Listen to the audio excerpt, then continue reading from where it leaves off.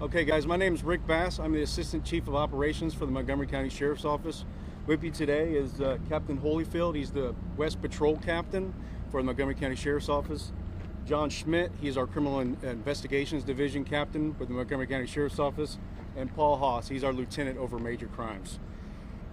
At approximately 8:54 a.m., Montgomery County Sheriff's Office received a 911 call related to a welfare check at the 37400 block of FM 149. Family members discovered a deceased 77-year-old male identified as Jeffrey Love, L-O-V-E. This male had multiple sharp force trauma to the head and what appeared to be sharp trauma to the head, and a machete was found nearby, so it was believed that it was a murder. Shortly there before that, at 8:52 a.m., Montgomery County Sheriff's Office received a 911 call of a vehicle crash, which was a head-on collision between a dump truck and a Toyota Grand Highlander. This happened approximately 100 yards from the residence, headed southbound from where we're at right now. Very short distance, only about 100 yards from there. The deceased driver is identified as Nicholas Petropolis. That's P-E-T-R-O-P-O-L-I-S. He is also a 35-year-old white male, and he is the stepson of the deceased murder victim. The suspect was seen by witnesses fleeing the scene shortly after the murder. This appears this is possibly a murder-suicide. Again, this is all still preliminary information. The driver of the dump truck was transported in stable condition, and it appears that he's recovering. There is video evidence that the suspect accelerated and entered into oncoming traffic just shortly there before the collision was observed. This evidence was captured by a witness who had a dash cam that captured the entire incident. This is an isolated incident right now between family members. There's no known history between them as family violence at this residence, and again, there's no threat to the community that we can report at this time. You guys have any questions for us? So what prompted the welfare check? The wife that lives there discovered that there was discovered the deceased male. Was it fresh, or how many days were there? It had just happened. This all just happened. She heard some noises. The suspect was seen fleeing the scene. When she went to check on her husband, she realized that he is deceased. Is she the mother of the suspect? I'm not sure of that information. I'll get back to you guys. I know she's the wife of the deceased, but I'm not sure if she's the biological mother or not. I'll find that out. It's believed so, though. Have you guys been to this before? Have you had any calls for service? No calls for service at this time that's been to this location.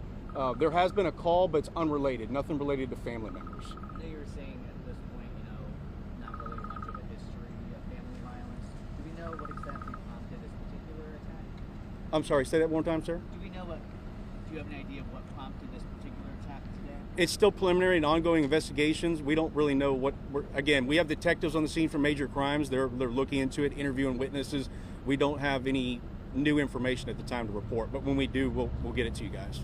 So the attack was first when he was leaving the scene? Yes, he was seen fleeing the scene. Shortly thereafter, he took a family vehicle from inside the garage.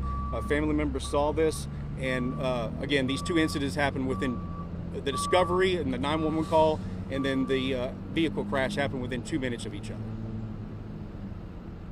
You guys have any other questions? So we know that the wife of the deceased was in the house at the time. Were there any other people in the house? I'm sorry, sir. Could you speak up for me? The wife of the deceased was in the house at the time, as well as the deceased, and then the stepson who fled the scene. Were there any other people inside? Not that we know of at the time. There's a separate residence there too that they're interviewing witnesses, but it's all we know in the time was just that the wife, the son, and the deceased. Do we know, does the stepson also live in that home, or who actually lives in the home where this happened? Yes, the stepson does live in that home. Do you know anything more about their relationship at this point? Obviously, they're related, but They're still interviewing family members.